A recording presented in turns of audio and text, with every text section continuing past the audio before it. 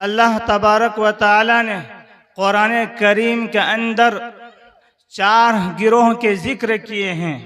उन 4 गिरोह के नाम हैं नबी, शुहदा, सालिहीन और हमारे दूसरे एक और गिरोह हैं नबीयीन और सिद्दीकीन। सिद्दीक कौन है? हम में से कोई परखने की ताकत नहीं रखता, नहीं हमारी परवाज वहां तक है। और चूंकि अब नबियों का दरवाजा भी बंद, अब रहा कौन जो हम किसकी दामन पकड़ेंगे जो हमारी दुनिया भी बने और आखिरत भी बने। तो अल्लाह तबारक व तआला ने फरमाया कि इन 4 गिरोह में से एक जो रोए जमीन पर है सालिहीन, आप उनको पकड़ कर रखिए, उसी से आपकी जिंदगी भी बनेगी और आखिरत भी तैयार होगी। मेरे मोहतरम बुजुर्गों, दोस्तों, सहाबाई किराम रिज़वानुल्लाहि ताला अलैहिम अजमाइन को अल्लाह तबारक व तआला ने अपने महबूब हजरत नबी करीम सल्लल्लाहु अलैहि वसल्लम को इस आयत करीमा के अंदर ये पैगाम दिया था कि आप उन सहाबाई किराम को जो सुबह शाम हमारी याद में रहा करते हैं, आप उनको मानूस रखो, उनसे मोहब्बत रखो, उनसे प्यार से पेश आओ। क्यों? जब वो भूल जाए तो आप उनको नेकी की तलकीन करना।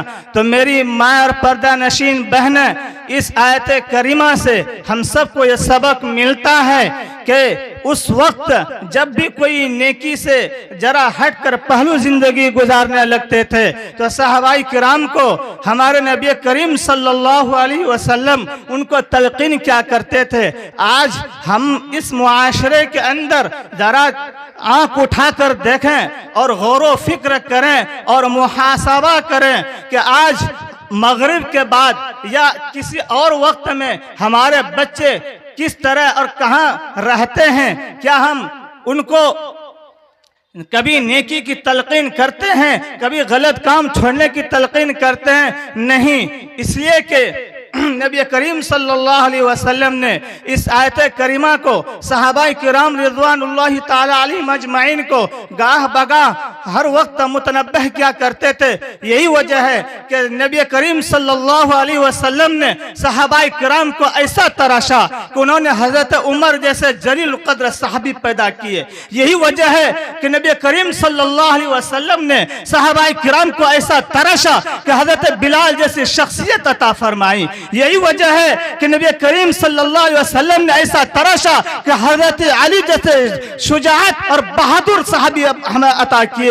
और यही वजह है कि फिर उसके बाद ये इल्म मुंतकिल होते होते यहाँ तक नौबत आई कि हजरत इमाम आदम और हजरत इमाम मालिक और हजरत इमाम अहमद बिन हंबल जैसे जलील कद्र हमें इमाम अता किए। ये कहाँ से पैदा हुआ? सोहबत से। सोहबत सालेह तोरा सालेह कनद, सोहबत तालेह तोरा तालेह कुनद। दुनिया की हर शख्सियत अगर कहीं तैयार हुई है माँ की गोद के बाद तो किसी न किसी अच्छे इंसान की सोहबत में जिंदगी गुजारने से। हजरत मौलाना रूम रहमतुल्लाह अलैह फरमाते हैं कि अल्लाह तबारक व तआला ने इस रोए जमीन पर एक कांटेदार दरख्त पैदा किया जिसको हम बबुल के नाम से जानते हैं। तो बबुल ने अल्लाह तबारक व तआला से फरियाद किया, उस कांटे ने, कि अल्लाह मैंने सुना था कि तेरी जात अज़ीम शान है, तू अजमत वाला है, तू सत्तारुल उयूब है, गफारुल जुनूब है, लेकिन अल्लाह मेरे अंदर एक खासियत है चुभने की। जिसको भी छुपूंगा तो मैं तो अपने ऐब से नहीं बाज आ पाऊंगा, नहीं छुप सकता। तो आप तो सत्तारुल उयूब है, हर कोई मुझसे परेशान होगा।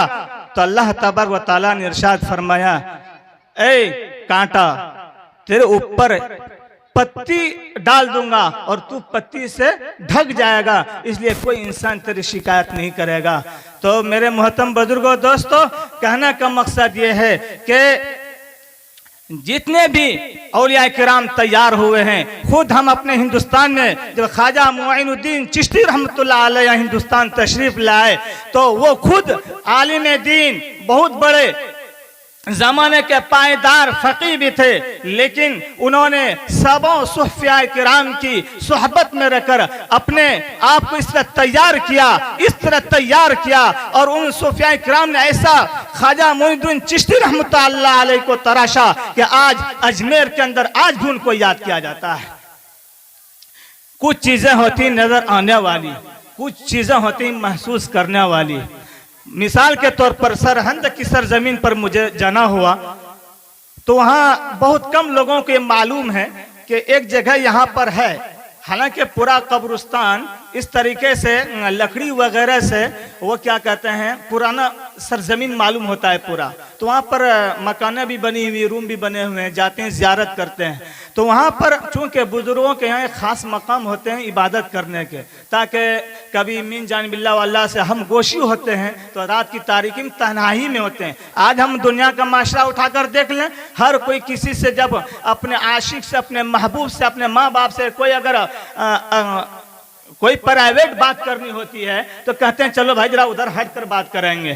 चूंकि बुजुर्ग भी जब अल्लाह तबारक व तआला से मुनाजात करते हैं, कुछ मांगते हैं तो कुछ फरियाद करते हैं तो वो फिर तनाही में जाकर मांगते हैं। तो वो मालूम हुआ कि यहाँ तनाही एक जगह है, तो मैं भी वहाँ गया तो वहाँ पर कहा कि आप 2 रकात नफिल नमाज पढ़ लीजिए और उसके बाद क्या कहते हैं जो मांगना हो मांग लीजिए मुख्तसरन। तो खुदा की कसम मैं उस सरजमीन पे गया, चूँकि जाए नमाज तो लेके गया नहीं था, वैसे उस ज़मीन पे पढ़ लिया, पत्ते उत्ते गिरे हुए थे दरख्त के, तो वो कैफियत मुझे वहाँ महसूस होने लगी। और आज इस जहाज़ की ताकि सरजमीन पर अगर मुझे देख रहे हैं, मैं सिंहपुर से मैं ताल्लुक़ रखता हूँ, मेरा विलोन सिंहपुर से है, तो मैं गरबूडी मदरसे में पढ़ाता हूँ और हमारे गाँव में एक जामे मस्जिद है सिंहपुर। चूँकि मेरी नमाज अक्सर उधर ही होती है और तालिब इल्म ही के ज़माने में मैं अपने उस्ताद से मुंसलिक था इस मामले में। जिस इंसान को जिस चीज़ की लज्जत लग जाती है ना और चस्का लग जाता है ना, वो उसकी तलाश और जुस्तजू में रहता है। ये हर इंसान को बात माननी पड़ेगी। शराबी को उठाकर देखिए, अगर वो शराब नहीं पिएगा तो बेचैन हो जाएगा। गुटखा खाने वालों को देख लीजिए, गुटखा नहीं खाएगा तो बेचैन हो जाएगा। यहाँ तक कि हमारे एक डॉक्टर है मामू, उनके पास पेशेंट आते हैं और ये कैफियत हो जाती है कि वो 2 उंगली अपनी मुंह में नहीं डाल पाता है। वजह भाई वो गुटखा खाने की नौबत है और यहाँ तक कि उससे कैंसर पकड़ने की भी नौबत आ जाती है। लेकिन उस मरीज ने कहा क्या करूं, मजबूर हूं, छोड़ता हूं तो मेरी जान कमजोर पड़ जाती है, चलने के लायक नहीं रहता हूं और जब खा लेता हूं तो मेरे अंदर एलर्जी आ जाती है। तो कहने का मकसद ये है कि जिस इंसान को जिस चीज की लत और लज्जत या इश्क हो जाता है तो उसको छोड़ता नहीं छोड़ता, बहुत मुसीबत से छूटता है। तो बहरहाल मैंने तालिब इल्मी के ज़माने में अपने शेखुल हदीस हज़रत मौलाना मोहम्मद शाहिद साहब नव्वर अल्लाह मरक़दहु दुनिया से जा चुके हैं, उनसे मैं तालिब इल्मी के ज़माने में कुछ सोहबतों में रहकर कुछ पाया था। फिर चूँकि यूपी का इलाका और एक हमारे झारखंड और बिहार का इलाका हज़ारों किलोमीटर दूर है। अब जब हम यहाँ बस गए तो हम सोचने लगे कि काश अगर मैं उधर ही पढ़ा लेता तो आज उस्ताद की नज़र में रहता, उस्ताद की निगरानी में रहता और उस्ताद की आंखों के सामने रहता। कुछ गलत होता या कुछ पहलू कदम जाते तो उस्ताद से रुजू कर लेते। आज मैं ऐसी सरजमीन पे हूँ, अगर कई बड़े से अगर रुजू करता हूँ, कितनों ने कहा कि फिरजुल फ़कार साहब है और बहुत से बड़े बड़े बुजुर्ग हैं हमारे सरजमीन पे हिंदुस्तान में, लेकिन मैंने कहा अगर कर भी लेता हूँ तो फिर जो सोहबत होती है ना वो नहीं हो पाएगा। जैसे मिसाल के हम घूर लगाते हैं, जब घूर लगाते हैं तो घूर के अंदर जब करीब में बैठते हैं जब ये हमें तपिश मिलती है और घूर हमें महसूस देता है।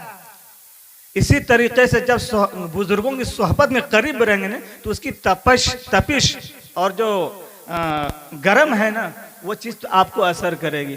तो मैं सोचता था, गौर फिक्र करता था काश कहीं कोई मिल जाए।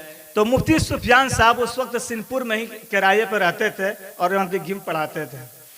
तो इन्होंने सिंहपुर की जामे मस्जिद में फजर की नमाज पढ़ाई और इत्तिफाकन मैं भी उस दिन चला गया अव्वले वक्त में फजर के अज़ान में भी मैं जामे मस्जिद पहुंच गया। जामे मस्जिद में नमाज पढ़ने के बाद मैं आने लगा, चूँकि मामूल था पढ़ाने का। जब आने लगा तो मुफ्ती सुफियान साहब फरमाते हैं बैठो। बैठे, कहा आप ही मौलाना रफ़ाकत है? मैंने कहा जी। उसके बाद उन्होंने बातें रखी और बातें रखने के बाद फरमाया कि ऐसा है कि खानकाही एतबार से हमारे वालिद साहब पीरो मुर्शिद हैं और मैं भी उनसे फ़ायदा हासिल कर चुका हूं।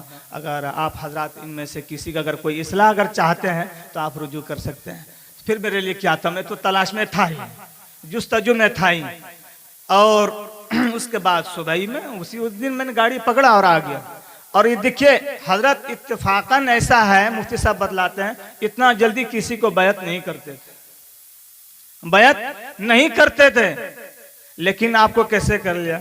उसके बाद वो बैत भी कर लेते हैं। और हजरत मौलाना इरफान साहब नव्वर अल्लाहु मरकदहू, जो आज हमारे बराबर में ज़रे ज़मीन में आराम फरमा है, वह हमको आजमाने लगे। बुजुर्गों के यहाँ बहुत से तरीके आजमाने के हैं कि आप बैत के लायक हैं या नहीं है। बहुत से दर्जे हैं आजमाने के। ऐसे ऐसे वाक़यात मिलते हैं किताबों में कि मैंने कई क्या कहते हैं शाही घरानों के आदमियों को बैत के लिए जाते हुए देखा और उनको किताबों में भी पढ़ा और आंखों से भी देखा कि जब गए यूपी के अंदर तो उनको कहा कि आपको नाली के पास बैठना है, एक को कहा कि नाली के पास सोना है आपको बगैर बिस्तर के, और फिर 1 महीने के बाद उनको बैत करते हैं।